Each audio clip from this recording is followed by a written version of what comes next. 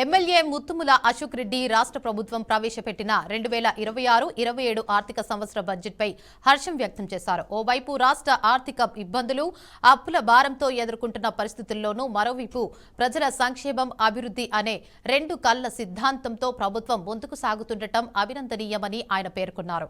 CM Chandrababu 70 ఏళ్ల వయసులో కూడా తన వ్యక్తిగత ఆరోగ్యాన్ని పక్కన పెట్టి రాష్ట్ర ప్రజల సంక్షేమమే ప్రధాన లక్ష్యంగా అహర్నిశలు కృషి చేస్తున్నారని ఎమ్మెల్యే తెలిపారు.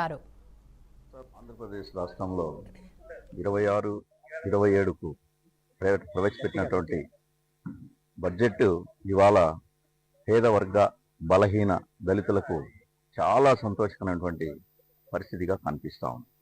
ఇటు విద్యారంగంలో కానీ, ఎన్టీఆర్ భరోసా దానికి పెన్షన్స్ ఇచ్చేటువంటి దానికి కానీ, అదేవిధంగా విద్యుత్ రంగంలో 9 సార్లు గత ప్రభుత్వంలో పెంచినటువంటి రేట్లు ఇవాళ 2 సంవత్సరాలు వచ్చినా ఈ ప్రభుత్వం చేతిలో ఒక్కసారి కూడా విద్యుత్ యొక్క టారిఫ్ను పెంచకపోగా, మరి ఇంకొకటి ట్రూ ఆఫ్ ఛార్జెస్ను కూడా తగ్గించి ఈరోజు ప్రతి వారికి బిల్లులు వచ్చేటువంటి పని కనుక 13,394 కోట్లు విద్యుత్ శాఖకు ఇవ్వటమును, విద్యుత్ రంగానికి అంత మొత్తున ఇస్తే, అలాగే విద్యారంగానికి దాదాపు 24,000 కోట్ల రూపాయలు మంజూరు చేసినటువంటి ఈ బడ్జెట్ ఇదివరకు ఉన్నటువంటి పరిస్థితి గతంలో ఒక వినాశనం నుంచి వికాసం వైపు ప్రయాణించేటువంటి పరిస్థితి ఈరోజు కనిపిస్తూ ఉంది. ఆంధ్రప్రదేశ్ ఈరోజు రాష్ట్ర ప్రభుత్వం గౌరవ ముఖ్యమంత్రి నారా చంద్రబాబు నాయుడు గారి నేతృత్వంలో మొన్న శనివారం నాడు బడ్జెట్ను కూడా ప్రవేశపెట్టారు. ఈ బడ్జెట్ ఆంధ్రప్రదేశ్కి అన్ని విధాలుగా మేలు చేసే దిశగా, అలాగే హార్టికల్చర్ హబ్ కింద మార్కాపురం జిల్లాని మనకు పెట్టడం అనేటువంటిది ఎంతో సంతోషదాయకమైనటువంటి విషయం.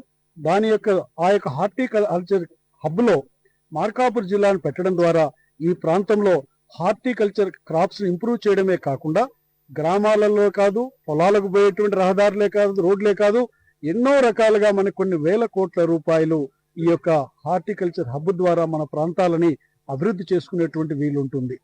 ఇదే కాకుండా బీసీ వర్గాలకు ఇచ్చినటువంటి బడ్జెట్ లో కూడా 20,000 కోట్ల రూపాయలు ఇచ్చారు. బీసీ వర్గాలకు ఇచ్చిన బడ్జెట్ లో 50,000 కోట్లు ఇచ్చారు.